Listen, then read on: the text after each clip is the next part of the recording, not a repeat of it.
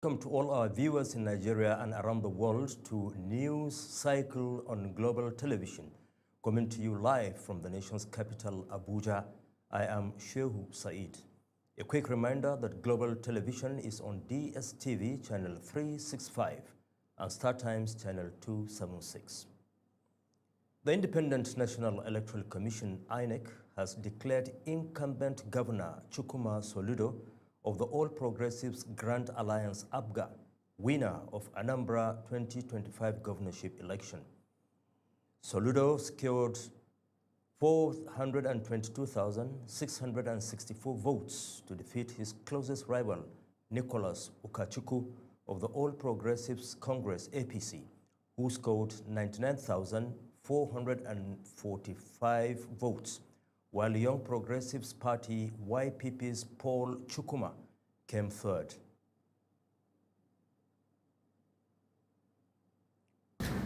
I therefore declare that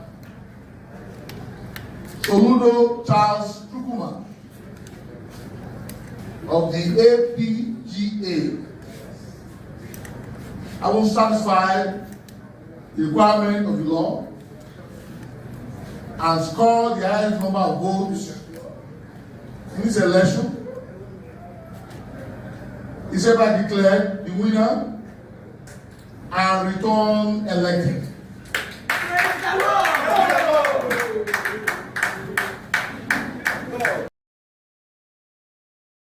The returning officer, Professor Omorige Idoba, announced the results early Sunday after a peaceful but tightly monitored poll across all 21 local government areas of the state. In the meantime, President Bola Tinubu has congratulated Governor Chukwuma Soludo on his re-election in Anambra State, describing the victory as a reflection of visionary leadership and the remarkable progress recorded under his administration. The president commended Soludo for bringing discipline, intellect, and accountability to governance, noting that Anambra, under his leadership, continues to shine as the light of the nation. Tinubu also praised the Independent National Electoral Commission for conducting a credible election and urged Soludo to be magnanimous in victory, while assuring him of the federal government's continued partnership. And earlier, major election observer groups had expressed concern over widespread vote trading and uneven distribution of security personnel during the Anambra State governorship election. Despite reports of peaceful voting in most areas, the observers warned that these lapses could undermine the credibility of the exercise. Global TV's correspondent Aniete Patrick was in Oka, where she sent in this report. As voting winds down across Anambra State, reports of vote buying and security gaps have dominated early findings from election monitors. The Center for Democracy and Development, CDD West Africa, says its observers recorded multiple incidents of votes trading across several local government areas, particularly in Anambra Central and Anambra South. Party agents were reportedly seen offering between 2,000 naira and 10,000 naira to voters, sometimes through mobile money transfers, and in some cases encouraging them to snap their ballots as proof before payment. The practice was allegedly carried out in full public view, with little deterrence from security personnel. CDD also observed a high concentration of security officials, media, and election observers in polling units associated with popular political figures. In contrast, polling units with fewer registered voters showed inadequate security coverage, which aligns with 12.7% of PUs that had no security personnel present. However, security presence itself became another area of concern. CDD and Kimpact Development Initiative both reported that while there was heavy concentration of police and other operatives in urban and high-profile areas, many ruling polling units had little to no security presence, creating fears of voter intimidation and potential interference. KDI revealed a troubling disconnect between the 55,000 security personnel announced for deployment and their actual ground presence, noting that some polling stations had no officers as late as 10 a.m. The Interagency Consultative Commission on Election Security ICES announced the deployment of approximately 95,000 security personnel for the Anambra State governorship election across all 5,718 polling units. Field reports from our observers reveal a troubling disconnect between these figures. The Center for Transparency Advocacy, CTA, also highlighted this uneven distribution with reports showing that 9% of polling units had no visible security presence. CTA expressed concern that such disparities could weaken voters' confidence and threaten the integrity of the process. Observers further pointed to cases of BVAS malfunction, later arrival of materials, and low voter turnout, especially among youths and women, despite a generally calm atmosphere in most areas. The inadequate welfare arrangement for police personnel deployed for the Anambra election by the police leadership. Some police personnel complained that they had nowhere to bathe and sleep and slept in open fields since they arrived at Anambra. Some also complained that they were yet to be paid their allowances, except the 1,000 budgeted for snacks for police by the INEC. While commending INEC for early deployments in many polling units, the groups collectively urged stronger enforcement against vote buying, better logistics coordination, and equitable pace. As collation continues, all observer groups are calling on INEC and security agencies to ensure transparency in result transmission and protect the will of voters. From Oka, Anambra State, Aniete Patrick reporting for Global TV News. Vice President Kashim Shettima has departed Belém, Brazil, after representing President Bola Tinubu at the 30th United Nations Climate Change Conference, where he reaffirmed Nigeria's leadership in Africa's climate agenda. He participated in high-level sessions on forests, oceans, and carbon markets, highlighting Nigeria's climate financing potential of up to $3 billion annually. Shettima also joined world leaders in the launch of the Tropical Forest Forever Fund and pledged stronger global partnerships for environmental sustainability.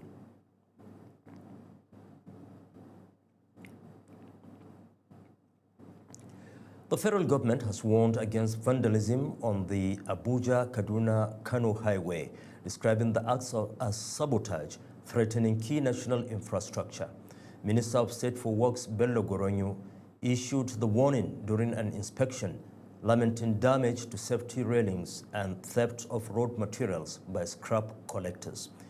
He urged residents to take ownership of public projects and ensure their protection. The presidency says Nigeria has recorded an 81% decline in terror-related deaths since 2015.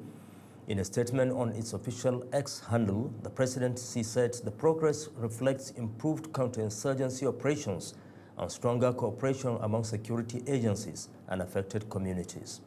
According to the presidency, over 13,000 terrorists have been neutralized in the past year, while more than 124,000 fighters and their dependents have surrendered to authorities. In a country where the internet connects millions to jobs, education, health, and other opportunities, the rising cost of data may become a setback for national development. In light of the spike in the cost of internet connectivity that affects nearly every Nigerian, the silent impact might be unimaginable if critical policies are not put in place to regulate the sector from the standpoint of checking arbitrary pricing. Our correspondent Sadia Yakubu takes a look at the high cost of data and its adverse impact on end users. Today is no longer news that Nigerians are struggling to survive in the midst of numerous economic challenges, with mobile network operators in the country systematically passing on operating costs of data consumers. In addition, the sudden increase on the cost of data subscription has gradually but steadily driven business, particularly those in the micro and small brackets, to the bricks. At the height of this, questions are being asked to determine major factors driving this astronomical cost increase. We speak to a cross-section of Nigerians on the streets who share their views and experiences on this issue.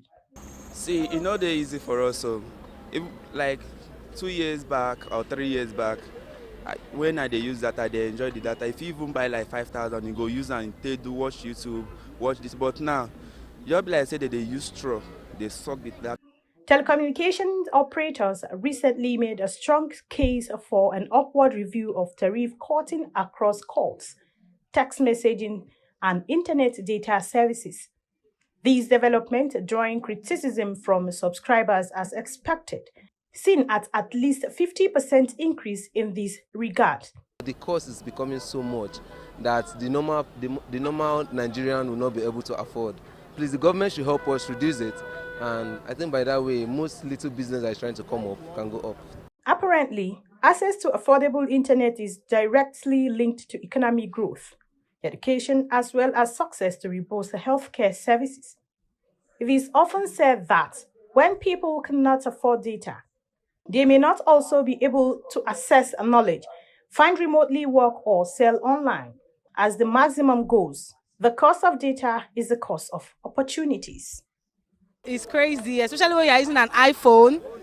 The data finishes on time, but at least on Android, it's still manageable.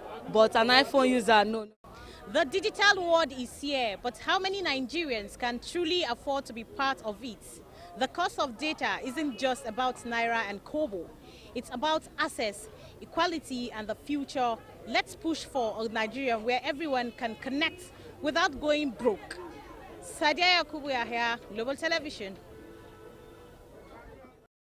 You're watching the live broadcast of News Cycle. When News Cycle returns, we have reports on finance, that is business, and we have reports also on foreign and sports scene. Stay with us.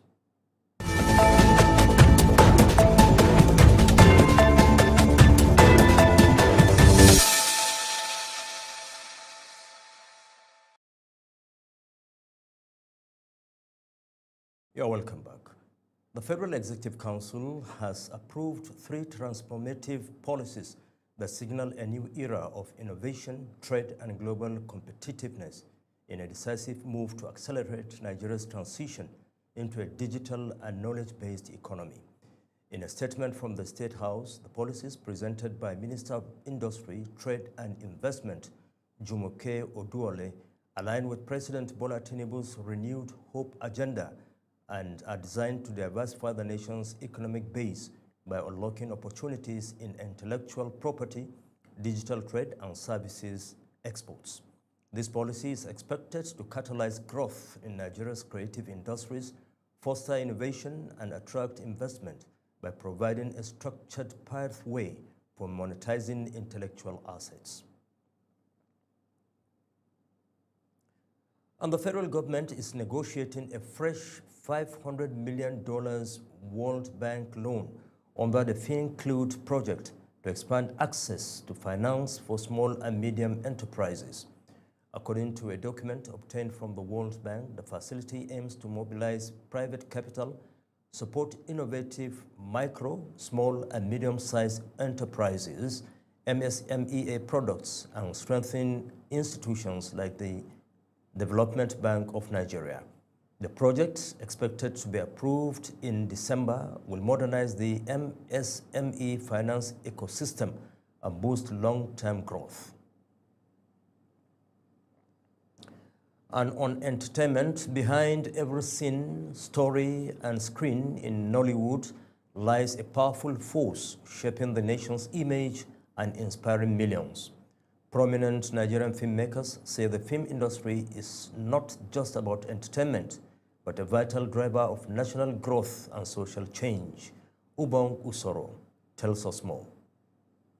At a recent creative festival in Abuja, Nigerian filmmakers shared how storytelling through film can serve as a tool for promoting cultural values, creating employment, and giving voice to the everyday struggles and hope of Nigerians. It's important that we begin to look at how the Nigerian film industry, especially the Nigerian film industry, must begin to use film as a tool of passing national messages. it's important at this point in time that we must begin to cultivate in our films at the point of scripting. When we are preparing the scripting, we must also begin to think of nation building. How do we build our nation? Also speaking, the senior special assistant to the president on creative economy, Temitope Ajayi, said the president recognizes the important role that film plays in shaping national narratives and remains committed to supporting the sector through favorable policies and initiatives. Of course, you know that the federal government is supporting the creative industry, the growth, and that is why when President Tinubu assumed office about more than 2 years ago, he created a whole ministry to drive his policy agenda on creative economy. So today we have the Federal Ministry of Art, Culture, Tourism, and Creative Economy. Veteran actor and producer Francis Duro explained that movies have the power to change mindsets, inspire unity, and spark conversations around national issues such as corruption, gender equality, and youth empowerment. Our cultural heritage today, the level of cultural diplomacy you have in Nigeria today, it started in the film. You go to Kenya and get to all of this, you say Igwe, they know the Nigerian dress, they know Nigerian philosophy and ideology from the films we have done. So when you talk about cultural identity, you're talking about the people's culture, a people's history, philosophy, their couture, their cuisine, and everything. And this is what film is doing. This is what film has come to do, not only in Nigeria, but Africa. With the strong government support through funding, training, and infrastructure, stakeholders believe the industry can reach its full potential.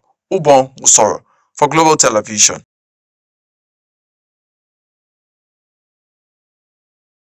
We move to the foreign scene where the United Nations Human Rights Office in Sudan says brutal attacks are escalating in El Fasher after the paramilitary Rapid Support Forces seized the city in the western region of Darfur last month. Li Fung, the UN's human rights representative in Sudan, in a video said, over the past 10 days, El Fasher has witnessed an escalation of brutal attacks. It has become a city of grief. The warning comes as 8 groups said that thousands of people who fled the capital of North Darfur state faced dire conditions in the town of Tawila. And in Tanzania, Tanzanian police have arrested opposition party Chadema Deputy Secretary General Amani Golugwa and named 9 others wanted in connection with post-election violence that left hundreds dead. The arrest followed elections in which President Samia Suluhu Hassan won nearly 98% of the vote, prompting claims of widespread repression.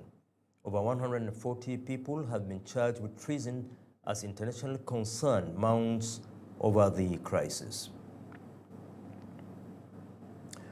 Hundreds of volunteers from Greenpeace Africa have formed a giant human banner in the shape of the African continent, displaying a printed message that reads, "Tax the super rich for people and planet," to demand urgent tax reform at UN Tax Convention negotiations. The gathering welcomed negotiations in Nairobi, Kenya, at the United Nations Tax Convention, calling for action to deliver much-needed additional public finance for climate mitigation, nature protection, and sustainable development by making billionaires and oil and gas corporations pay their fair share in taxes. Uyi Agbomofuegbe completes the report. Frederick Njehu, Fair Share Global Political Lead at Greenpeace Africa, says concerted and deliberate efforts must be made to stop the world's billionaires who exploit the environment to enrich themselves, leaving catastrophic pollution in their trail. The world is facing a broken tax system that is very unfair, that only favors the super rich and also favors the OECD, a few countries, rich countries, whereas the global south, the African countries, are not benefiting from the existing tax rules. And that's why we are talking about correcting these misnomers and having tax rules that are fair, that are just, that are also able to tax the super rich and also taxing the polluters who are causing the climate crisis. Njehu further stated that the 1% of the world's population, those who control enormous resources across various sectors, need to be held accountable to ensure that countries in the global south do not suffer unfair economic disadvantages.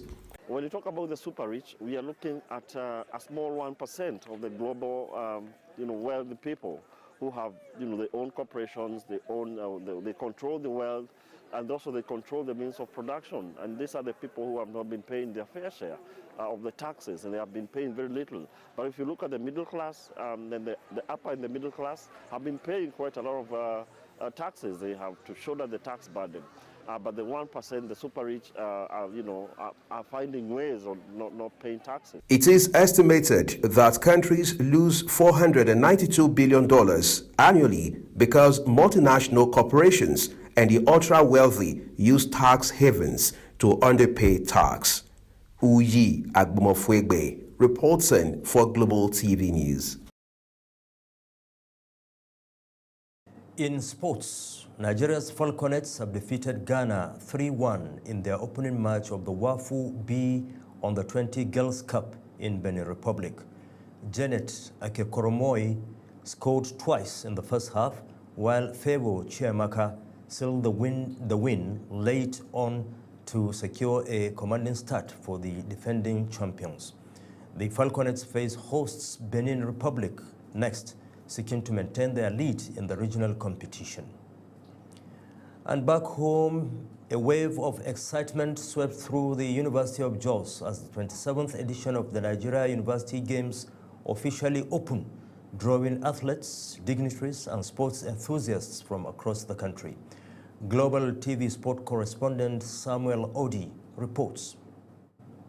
The opening ceremony, marked by cultural display, signals the beginning of what promises to be a week of intense sporting action and youth celebration. Declaring the games open, the governor of Plateau State welcomed participants to the home of peace and tourism, assuring them of the state's readiness to host a peaceful and memorable event. On this note, sincerely thank all that have made these games a reality, and I'm hopeful that by the end, the closing ceremony of these games, we'll all be happy that we came to Jos. Also speaking, the chairman of University of Jos Governing Council, Senator Grace Folashade, commended the Noga Council for choosing UniJos as host, describing it as a vote of confidence in the institution's growing reputation. Through we see the values that strengthens nations. Teamwork, perseverance, respect and fair play. These virtues transcend the field of play and prepare our young people to become responsible citizens and visionary leaders in every sphere of our life. The Vice-Chancellor, Professor Tanko Ishia, in his remarks expressed gratitude to the state government and sponsors for unwavering support, pledging that the university would deliver a world-class event.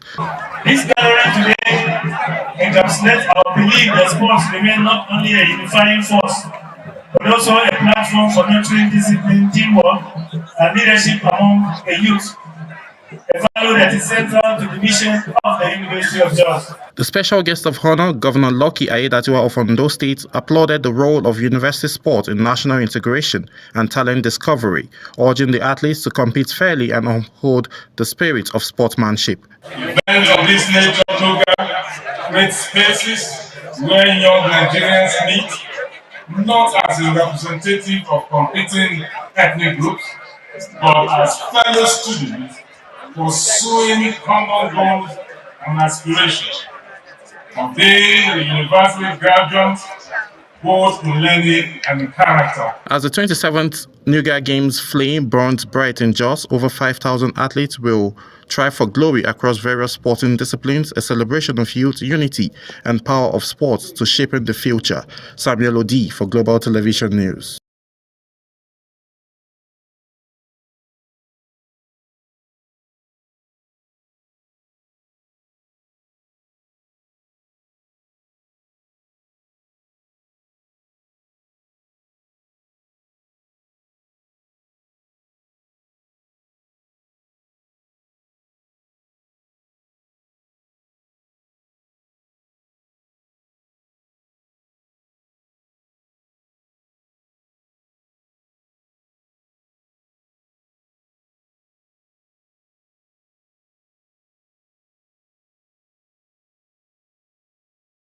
The air around the University of George Sports Complex was electric as the first whistle signaled the start of the much-anticipated NOGA 2025 games. Students, fans, and dignitaries gathered in excitement as match unfolds simultaneously across the venues, each showcasing the strength and unity that defines Nigerian university sports. In handball, Team Lasso battled fiercely against Federal University Minna in the opening match that kept the crowd on its feet from start.